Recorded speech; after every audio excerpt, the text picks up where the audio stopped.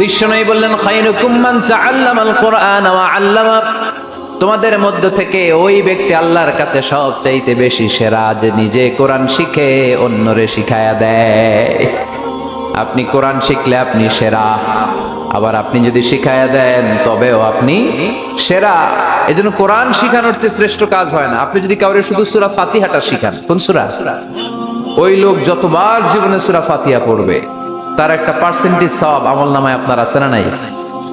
আবার ওই লোক যদি কাউরে এই সূরা ফাতিহাটা শিখায়, আবার যারে শিখালে এ যদি আবার আরেকজনরে শিখায়, এভাবে যতজনকে শিখাবে প্রত্যেকের সওয়াব থেকে একটা পার্সেন্টেজ সওয়াব আপনার আমলনামায় দিয়ে দিবে কে?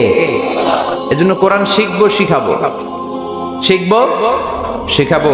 যারা কোরআন জানি না, কোরআন জেনে মরবো। No excuse will be granted that day. সেদিন কোনো অজুহাত আল্লাহ গ্রহণ করবে না। সব পারো, কোরআন পারো না কেন? সবই তো পারো। হিন্দিতে কথা বলতে পারো, ইংরেজিতে কথা বলতে পারো, কোরআন পারলা না কেন? কোনো মাফ করবে আল্লাহ? না।